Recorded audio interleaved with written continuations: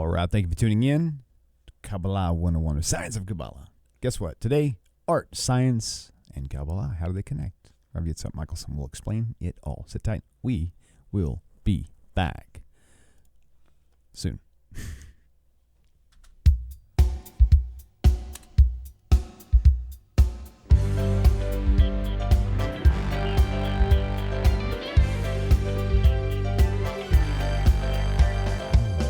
Welcome to Tanakh Talk.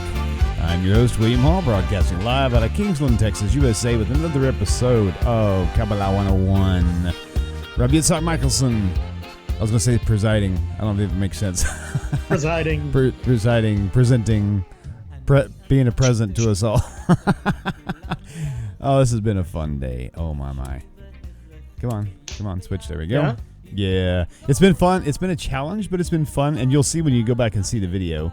Because I basically read, now that I've got all the studio padded, they say I'm crazy, so I figured padding on the walls is a good idea. Mm-hmm.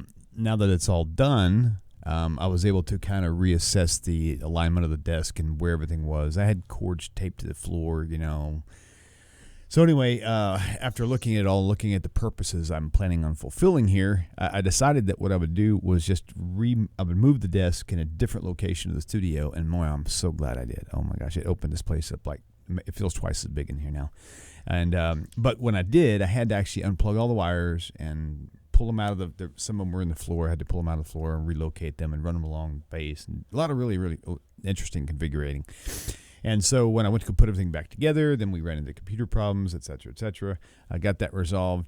And now it's just I'm having to rebuild a few documents, but it's well worth it. It was a good move altogether. And I'm very glad my friend Scott Walsh actually bailed me out on fixing the internals. And so it looks like we're back up and running, and it seems to be doing really, really good, as if almost whenever I first bought this thing. So I'm very happy about that. So welcome back, Rabbi. Great. It's a pleasure having you here. Thank you. Yes, sir. Yeah, see, this is one of the problems that you always have when you're into tech and you're into sound, and it never ends. You're always trying to get to the next level, whether Right. It's the next microphone, whether it's the next camera, it's reconfiguring the soundboard, it's rewiring things, it's getting more RAM for the computer, getting the computer to run faster, and rewiring. I do it all the time. And then what ends up happening is when I move, which is frequently, typically, here in Israel, I moved for the first couple of years every year. And then I was in Jerusalem 2 years. Now we're here and we're getting ready to move again. So it'll be like the whole process of taking everything down, putting everything back together again, and trying to do it in a better way. Right. And this is very much apropos to the subject that we're talking about, because when you talk about Kabbalah, you're talking about sort of the underlying truth about the universe, and not just about the universe, but what makes up the universe, sort of like the building blocks. So like one of the things that we talk about fundamentally in Judaism is this idea that in the proof text that we use, that our sages use regarding the idea of creation related to the Torah, is the book of Proverbs, Mishlei chapter 8, which is known by many people as the wisdom chapter, or Chokhmah. And what's very interesting is that you and I, we weren't able to do Tanakh Talk last week, but when we did the radio show, we talked a little bit about this. And then when I was studying over Shabbat, interestingly enough, in the Zohar in Parsha Shemini, it starts out talking about this concept, both from Proverbs chapter 8, but also the idea of, which we haven't talked about yet tonight, which we will get to, is the idea of the word Amon. And Amon, Amun, Uman, which are all derivatives of the same word. So where am I going? So actually in the Zohar, I'm looking at the Zohar that we read on Shabbat yesterday at the very beginning of Parshat Shemini. And it's talking about not just how the Torah was used to create, but it actually says that the Torah actually was involved in the creation of man as well. Very interesting. At the end of the, as it relates to what we're talking about, this idea that the Torah was the blueprint of creation, it says at the end of the first section of Parshat Shmini in the Zohar, it says, V'oraita kola, chad shema kedisha ihi kedusha b'richu, u'v'oraita itbare alma dichtiv, ve'ehye etzlo amon, al tikre amon ela uman. So what it's saying there is that it's saying there in the Zohar that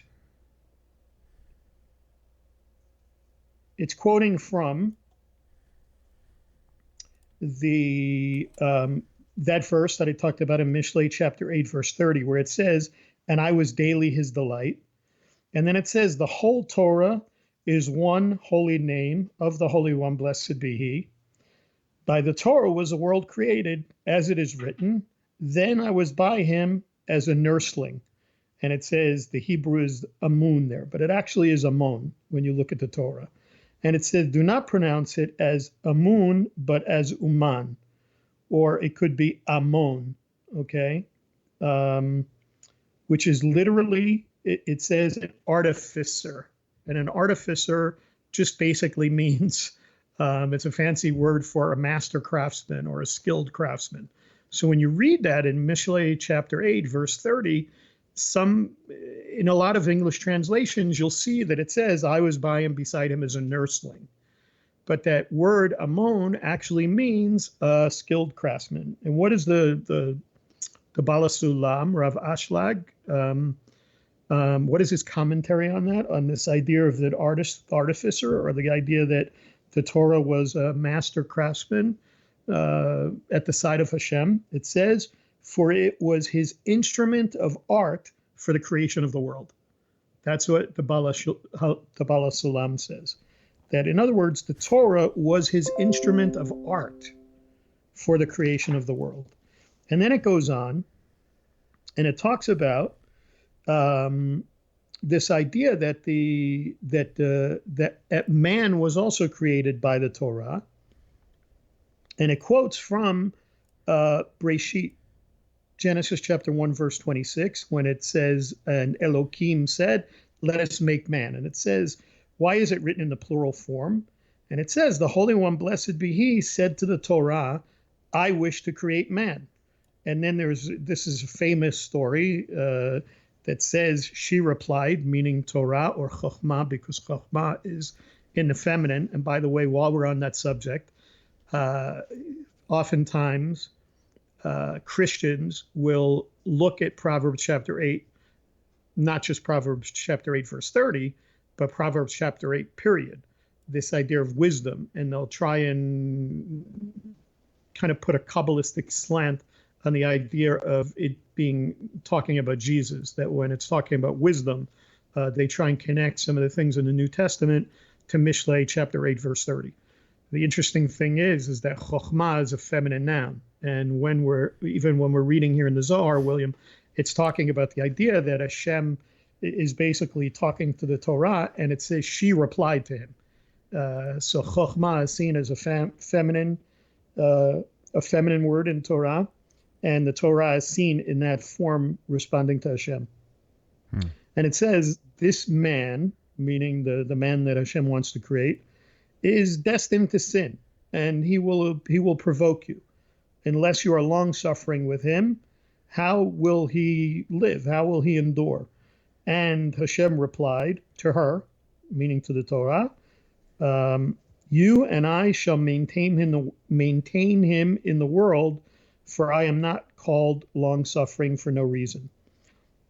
So that's the first two sections of the Zohar. And then, interesting, the fourth section, which is also very relevant to what we're talking about today, is besides the idea of the Torah being this blueprint of creation. And of course, when we're talking about Kabbalah, we often talk about the Eitz Chaim, the tree of life, which is made up of what we call 10 sfirot, or emanations.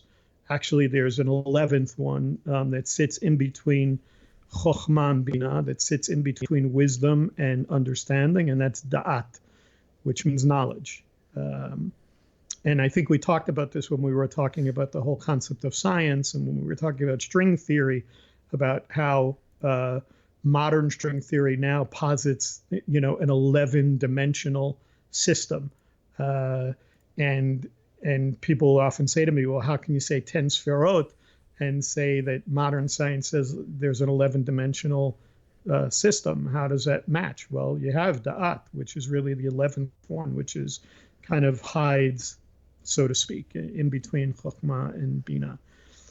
But those sferot, William, which are kind of considered sometimes emanations or attributes of the Creator, are also kind of seen as sort of being a model, sort of a divine model that manifests itself both through the physical and the spiritual worlds. And then, of course, there's the Hebrew letters, which are also considered building blocks in essence as well. And the Zohar actually speaks about that this week as well. Also in Parshat Shmini, I'm looking at the 4th section of Parshat Shmini, and it's a question that is being asked by Rabbi Yitzchak. It says, Rav Yitzchak Amar, and he asks a question. He goes, Mipnei ma bet pticha ustima. Why is the bet open on one side and closed on the other side? The letter bet. Mm-hmm. And it says, he explains that when a man comes to attach himself to the Torah, it's open to receive him and to join with him. But when he closes his eyes to it and walks the other way, it's closed from the other side, like the bet. And then it quotes from a particular verse where it says, as it is written, if you forsake me one day, I will forsake you too. And then it goes on further from Mishlei, from the book of Proverbs, first in chapter 8, verse 4, it says, there will be no opening until he returns to attach himself to it face to face. Therefore, the Torah first is calling to man. To you, O men, I call, Mishlei chapter 8, verse 4. And also from Mishlei chapter 1, verse 21, she utters her voice in the square. She cries in the chief place of concourse. At the entrance of the gates in the city, she utters her words. So that gives you an example. Sorry, I'm just putting that down. No, you're fine. That gives, what's that? I said you're fine. Yeah. So, no, I know. I just kind of went out of the shot there for a minute. So. Well, and plus we all know you're fine. You're. Yeah, I wasn't falling over, and I don't have anything but tea in my glass. The vodka comes later tonight after we're done with the shows. That's funny. I was kind of joking around with a friend. I said, as much as I really do enjoy tequila, I actually think, and I wouldn't even be opposed to being an alcoholic, but I actually like coffee more than I like tequila. I was thinking, if you want to put me in a bad mood, take away my coffee. That'll get me ticked off. And I drink way more coffee than I do anything else. I gotcha. Man, yeah. Anyway. I certainly don't drink anywhere near what I did when I was in my 20s. Oh, yeah. But now I like to have a little something now and then. We actually have a really, we have a lot of interesting, I guess they probably have it in America. I don't generally check, but we have a lot of Russian, we have a lot of Russians in Israel. So we have a lot of Russian items. We have a lot of different kinds of Russian vodkas, other than the typical well-known ones that you see. So there's actually we get this pretty cool Russian vodka, and they make a couple of different flavors. So every once in a while we have a little extra something at night. Helps me sleep too. Cool. So really what I wanted to talk about was, when we're talking about art and Kabbalah and science, was show all of these different ways in which the world is seen from a Torah perspective as coming into being with the building blocks of the Sferot, or the attributes or emanations of Hashem, as it relates to the letters of the Hebrew alphabet. And then you can look at, for instance, when we're talking about science, we know that science brings in the idea of the world being made up of atoms and molecules and different elements, and that those are the building blocks of what we see of the physical reality. But we also see the Torah uses the concept of the letters that we were just talking about, not just the letter Bet, but all of the letters, as performing the same kind of function as this idea of the atoms and the molecules and the elements, for instance. And that each letter, each one of the Hebrew letters of the alphabet, kind of acts as a channel for divine and creative energy. And it kind of, if you look at a model, let's say of, a DNA code, if you've ever seen a picture of the code of DNA, where we see, where you're kind of seeing the virtually every cell of the body, the Kabbalah kind of describes the Sferot as existing the same kind of way in all manifestations of time and space.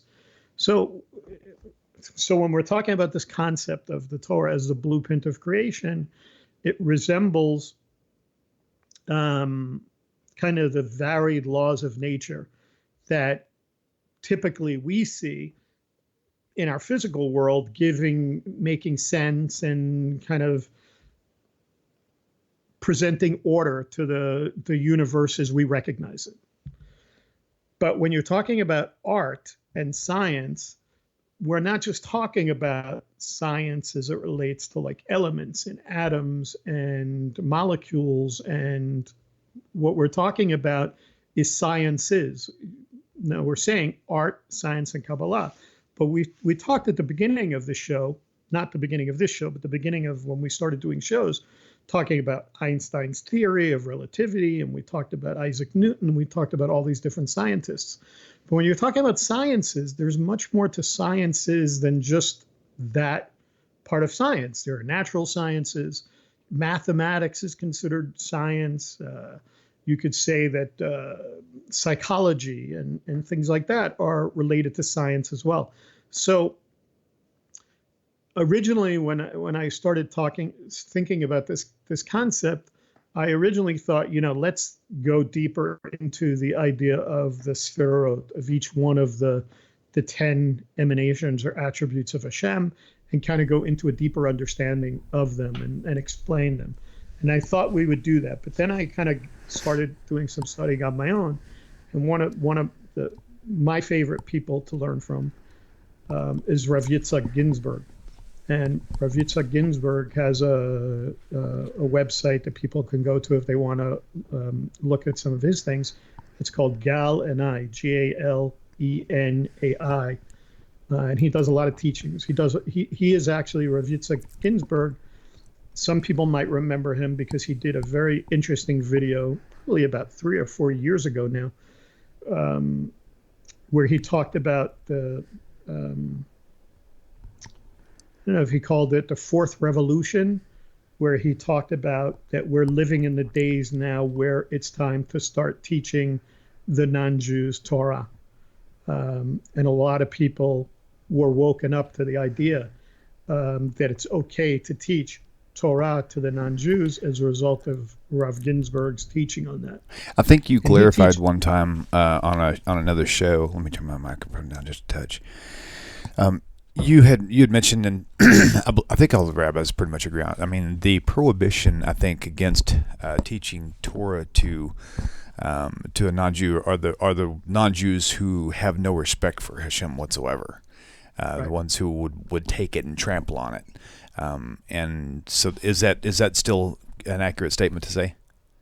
Right. So here's the thing. One of the problems that we always run into, and this just happens with people in general, and I find this happens quite often in Orthodox Judaism, not just in Orthodox Judaism, but like I said, just for some reason, it seems to be human nature that oftentimes we are so concerned about what we have to say that we don't listen.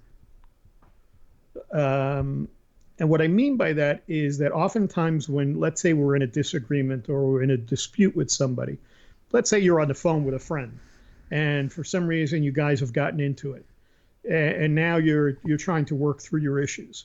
So what you'll often see happening is that you're sitting on the other side of the phone and you're kind of half listening, because at the same time you're formulating in your mind what you want to say to that guy. Right. You know, you want to make sure that he hears what you have to say because he did this to you or he hurt you, whatever. And the truth is that you don't really hear what he's saying. And I'm using that as an example because this is one of those things like that. So we have a paradigm shift that's taken place over the last many years. Of course, you know this. You're proof of this.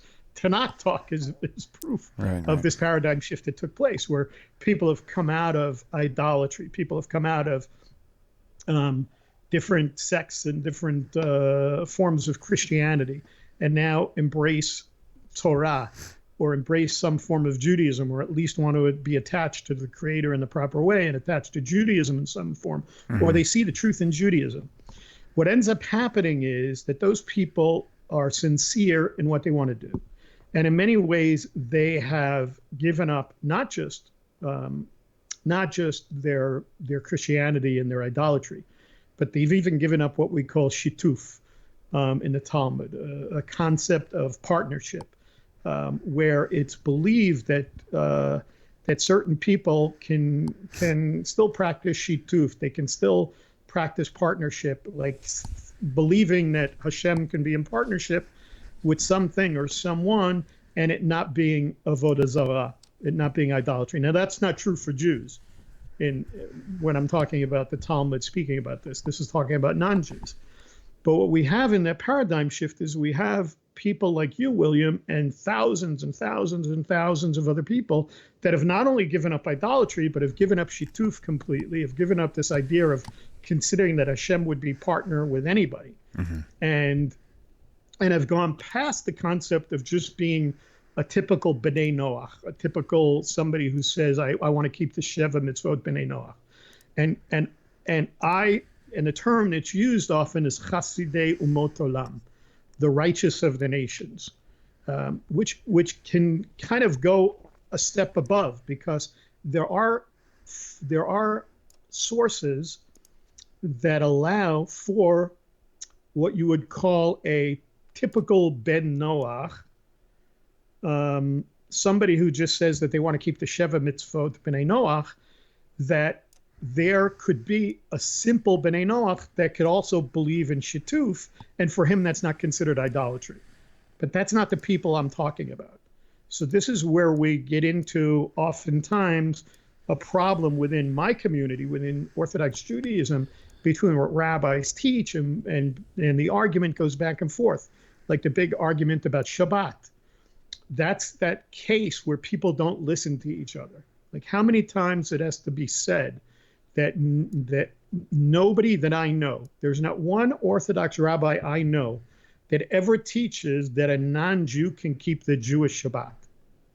And I'm going to say that again. Right. There's not one Jewish Orthodox rabbi that I know that has ever said publicly that a non-Jew can keep a Jewish Shabbat. What they have said, and what I've said, and there are people that will argue with us about this as well, is that the non-Jew can keep a Shabbat, meaning that they can honor that day, they can set it aside. It means that they still have to break one of the melachot. They can't keep it like a Jew because the Jewish Sabbath was given to the Jewish people as a covenant. So they have to do something in a way that they're not appearing as if they're keeping a Jewish Sabbath. So I went through a whole big explanation because I think it's very important. I tried to be as detailed in my answer to you as possible because I want people to understand what I'm saying. We have to stop being on the defensive mode and be in an offensive mode, because there are so many people that want to come to Torah, that want to learn how to come closer to the Creator. And this is one of the things that I talked about as it relates to Kabbalah as well, that one of the things that Rav Ashlag was so upset about, he wept over the fact that the Jewish people weren't learning Kabbalah.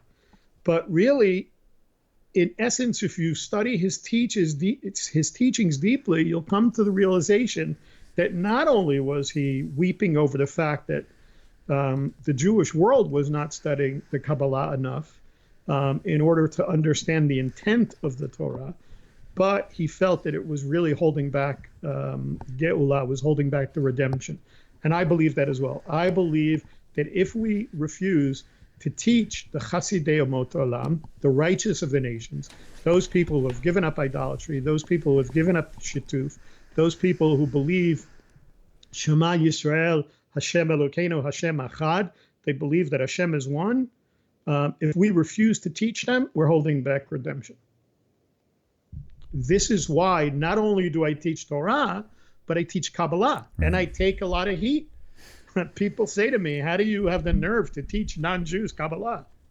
Right. And I say, because I'm very selective in the non-Jews that I'm teaching Kabbalah to. These are people that are going to study it whether I teach it to them or not. That's exactly what I was going to say. If you don't do it, or somebody else like you doesn't do it, they will find out. They will feed that themselves. And so if they're going to feed themselves, would it not be better to feed them the correct information? Right. And I'll go even further. There is a website, and I'm not going to tell the website name. Because I don't want people going there. Right. And you wouldn't know it by looking at it outwardly, but this website is a Messianic website. But there is no way that if I sent you there that you would be able to tell that it's Messianic. And it teaches Kabbalah, and you wouldn't know the difference except if they start talking about the concept of Mashiach, and they start talking about, Yashka, as Mashiach, you would not know about this. Right. You wouldn't know that it's a Messianic website. So that's why it's so important to have legitimate teachers. This is why it's so important to have people who, and again, I spent a lot of time thinking about this and praying about this before I made the decision to do it. But it came as a result of so many people contacting me privately and saying, am I allowed to learn Kabbalah? Am I allowed to read the Zohar? Am I allowed to do this? And I realized that they were going to do it regardless. So this is why it's important to go into this. So I brought up Rav Yitzchak Ginsburg before we get into this. And he, again, like I said, not only is he a big believer in teaching the non-Jew, but he's also a great believer in the idea of unifying all secular sciences and arts with the wisdom of Torah. And for instance, one of the things he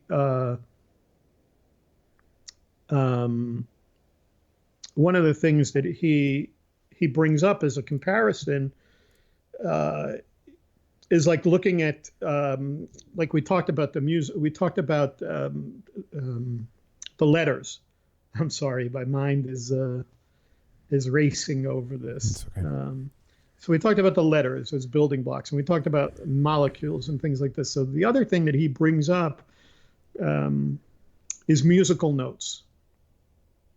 And he brings up the concept of music being at the very core of creation, and not only music being at the very core of creation, but related to God speaking, or God not just speaking, but God singing the world into existence.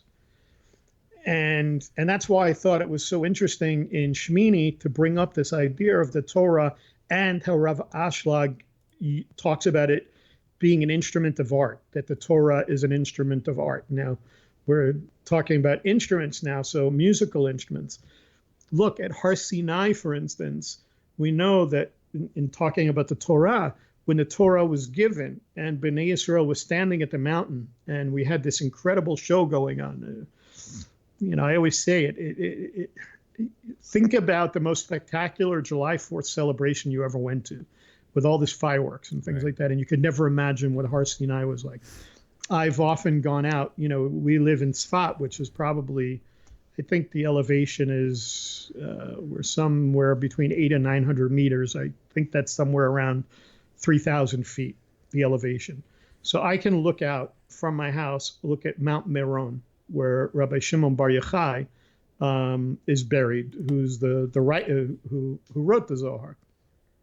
And there are times when I see that mountain, and it's like during a storm, there's just these I think I have a picture of it up on Facebook, and it just looks. I just imagine what Har Sinai was like.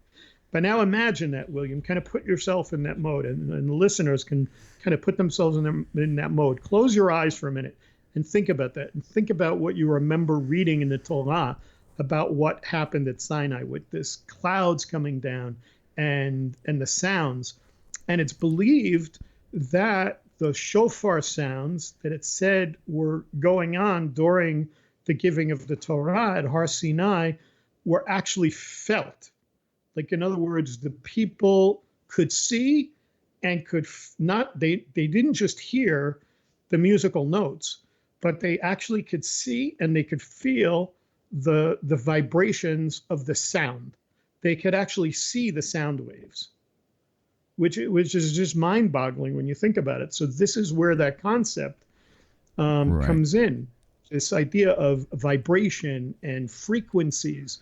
We're talking about science. When we were doing the show last week, didn't we? Right. We kind of discussed how sound waves have their effect on flowing water. They did experiments with that. And so even though you can't see the sound waves, you can see the results of them for sure. I mean, if you think of even just like an explosion, for example, just the air pressure from that and just all that stuff, just there's so much going on that we just don't see necessarily with our eye. But so it's not unbelievable, in other words. Right. So for instance, you talked about with water, but there are also experiments, and I think I mentioned this on the radio show, that I've seen, and can Google them or YouTube them, I'm sure, where they have done experiments with sand and playing certain music, and the effects were seeing actual what appeared to be Hebrew letters forming in the sand when certain sounds and certain music was being played in the sand. When you're talking about frequencies and you're talking about vibrations, it's not only the idea of, like, for instance, if you play a guitar or any of the string instruments, all of this is related to vibrations. A piano, anything, when you're hitting a key, it's really hitting a wire in the piano that's causing a vibration. You and I are both singers. You don't even have to sing. All you have to do is talk. And as I'm speaking and I'm putting my hand on my throat, I can feel the vibrations from my voice, from the vocal cords. And all of this is related to what we're talking about in the building blocks of creation, in this concept of the spiritual world and the physical world. We talked about electromagnetic energy being one of the basic forces of the universe when we were doing the early shows.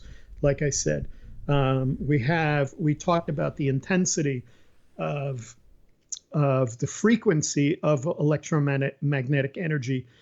It will determine how it manifests itself, whether we see it as X-rays or gamma rays, whether it's microwave, infrared, ultraviolet. It'll be related to colors as well. We know that light acts as both waves and particles. We spoke about that. And yet that's still one of the greatest paradoxes and mysteries of modern science that we talked about as well. But the truth is that even when we talk about all these things related to energy and matter, consisting of waves and energy and light and all these things, yet at the end of the day, it's no longer just Kabbalists and singers and poets who speak about this kind of basic connection between music and creation. But we see that scientists as well get involved. I quoted this one particular physicist in my book, in the 2 volumes that are out now of Science of Kabbalah. And I think I might have quoted him on the show as well. His name is Paul Davies. And he's considered, pretty well-known physicist out there today.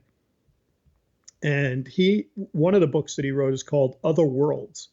And he describes how atoms and their subatomic particles can be compared to organ pipes, which allow only those certain well-defined notes that fit the geometry of the shape of the pipes.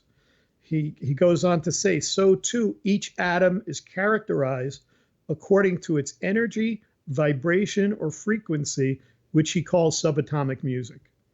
And then he finishes off by saying that through the wave nature of quantum matter may seem different at first than how musical notes are produced, these phenomena are in fact one and the same. Could you comment? Spectrum of what's that? Comment also on quarks, as we discussed. The smallest detectable things like atoms and neutrons and stuff that's actually in rocks, for example. Quarks, Quarks. Right. They actually are moving. It's like they make a humming sound if you on a microscopic level. You call it. Yeah, so. if you really want to get into it, it's such a deep subject, you get into the whole concept of quantum mechanics and everything related to it. I mean, all you have to do really is if you're really interested in the subject, I'm not just talking about you, I'm speaking to the listeners as well, is all they would have to do is Google quantum mechanics and Kabbalah, and there's an incredible amount of information on this concept of quarks and how we're learning more and more in modern science as it relates to how all of these different things have their own internal vibration, so to speak, which you're talking about as it relates to quarks. Right. So one of the things that I found interesting is that Rav Ginsburg actually goes into a very deep teaching where he takes and he compares the arts and the sciences and he spiritualizes them in their connection to Torah. And he says that really at the end of the day, the Torah does not consider them as conflicting with its primary purpose. And he says, what's that? What's the primary purpose of the Torah? It's this sublime desire that you and I have to know God, and not only to know God, but to commit ourselves to his will. And he goes on, he would argue that just rather than them being conflicting, that the Torah teaches us that one can only approach the divine from the working of the soul and the physical from the wonders of the nature. So we have that idea again of the parallel, the duality, however we want to call it, of this idea that everything has either a spiritual connection that starts in our soul or a physical connection that has to do with the outward aspects of nature and the physical universe that we see around us. Mm-hmm. So the funny thing is that I'm not even sure. We laughed last week, William, because it was such a lofty concept that we dealt with the first sphira, the first emanation, which is at the very top of the Eitz Chaim, the very top of the tree of life, which is Keter, mm-hmm. which means crown. And I don't even think we're going to get to it on this show tonight. Mm-hmm. Well, it's not like we were limited to only 10 shows. We'll be doing this for years to come, bro. Oh, we're going to be doing it. Yeah, no. But that's why I said this could have a mind of its own tonight. So, and actually, I don't think it would be smart to go into Keter tonight, only because we wouldn't have enough time to even scratch the surface on it. Right. So what he so in this connection, so one of the things that he says, which is very interesting, and I look at this quite a bit, and we'll talk about this quite a bit on this show and on our other show. We'll often bring up the concept of gematria, which is numerology. Remembering that not only are we talking about the Aleph Bet, the Hebrew Aleph Bet, making up words in Hebrew, but each one of the Hebrew letters also has a numerical value. And so oftentimes you see words have a numerical value that are similar to other words. So he really connects this to, and he says, how does this connect? How does the gematria connect the concept of arts and sciences, and how do you infer a connection? So he says, if you look at the numerical value of the word Torah, it has the numerical value of 611. He said, now, how is it connected to art and science? Well, the Hebrew word for art or the arts is amunot, and that is the gematria of amunot is 497, and the word for science, mad'a, is got the gematria of 114, and if you add 497 and 114 together, you get 611. So the concept of science and art combined in the gematria equals the same number as 611 Torah. Now, before you ask me the question, which I know was going to be your next question. I guess because it was my last question on the show, wasn't it? Yeah. No, go ahead. You could ask the question. Okay. Okay. So why 611? Aren't there 613 mitzvot? Well, you said that, so yeah, there you go. Yeah, so of course we wonder, well, how come Torah has a numerical value of 611 when we know there are 613 mitzvot? So the teaching goes like this. Obviously, there were two specific commandments that were given at Har Sinai that were spoken directly by Hashem, which was, I am Hashem your God, which was one, and you shall have no other gods before me, which was two. And those two were spoken directly to all those who stood at Har Sinai. And then the 611 other mitzvot were given subsequent to those two. So you have the 611 mitzvot and those two commandments that Hashem gave directly from his mouth to the people, which equals 613. Is that right? That's exactly what I was looking for. Okay, just checking. I wanted to make sure I got the answer right. Yeah, like I would know above your answer. Yeah, okay. You flatter me too much. Oh no, you're a pretty knowledgeable guy. So in order to really properly appreciate how the divine wisdom of the Torah addresses and inspires the pursuit of arts and sciences, we have to present the model of what's called a partsuf.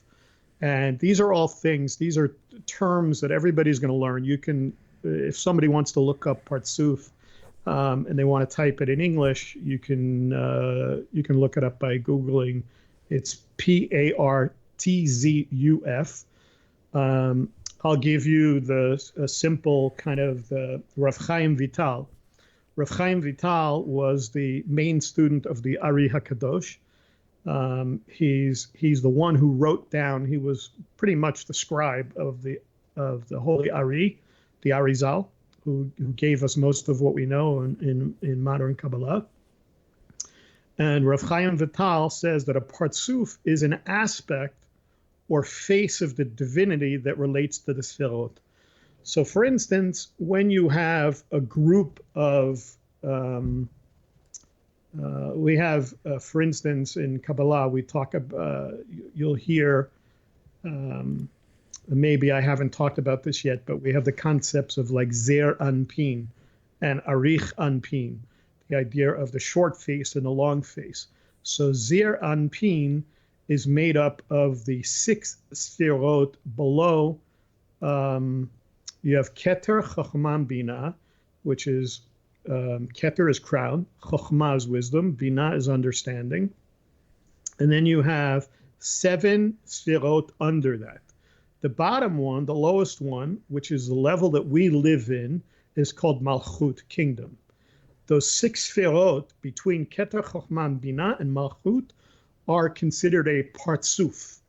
Those 6 together are called a partsuf, and they make up Zir Anpin, the long face.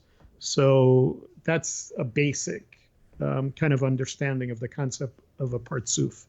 It's kind of a model or a face of the divinity.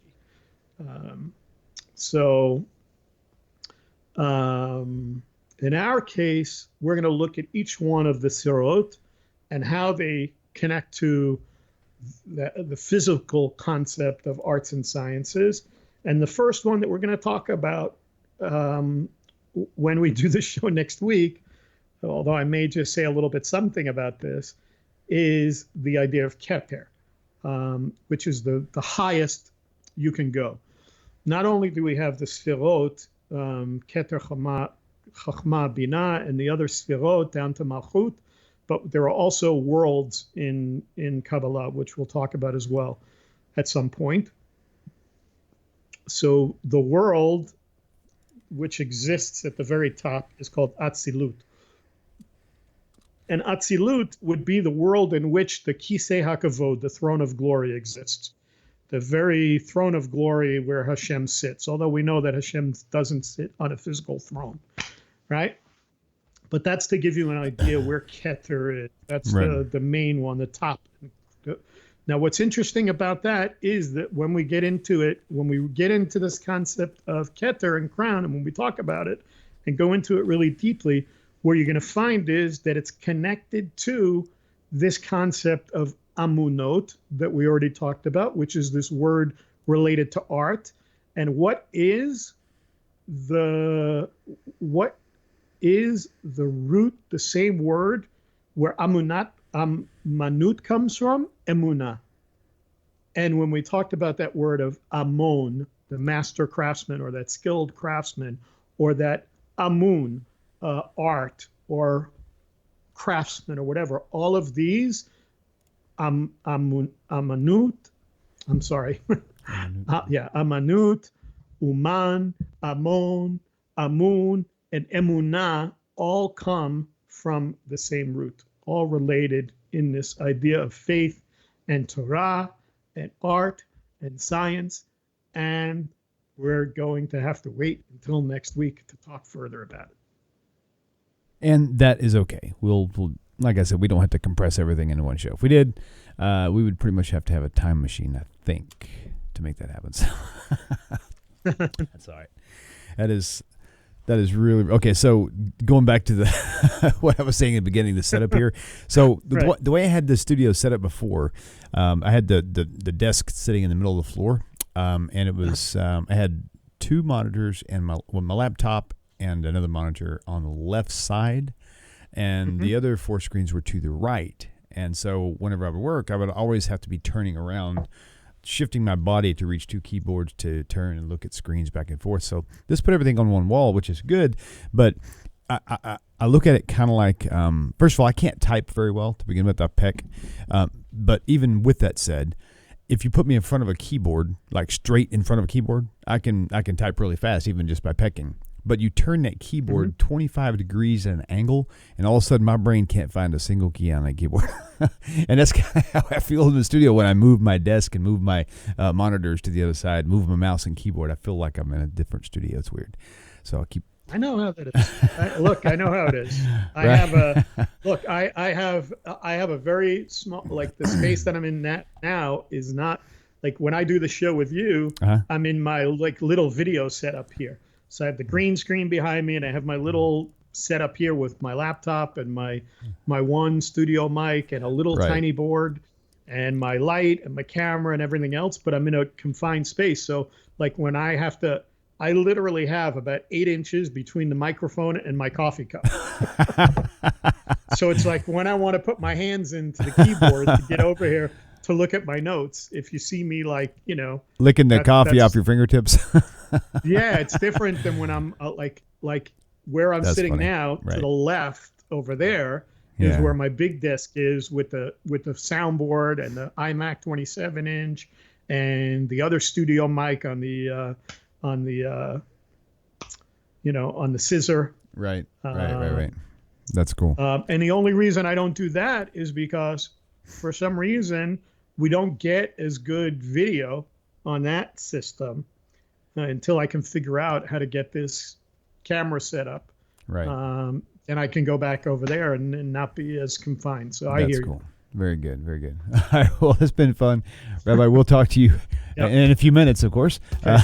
And everybody else, we'll see you next week, same time, same place at Shulman. Don't forget to subscribe to the YouTube channel, turn on notifications, and what else was I going to say? There was something else about that. Anyway, it doesn't matter. We'll see you next week. Shalom to you guys. Take care, Rabbi. See you, folks. Take care.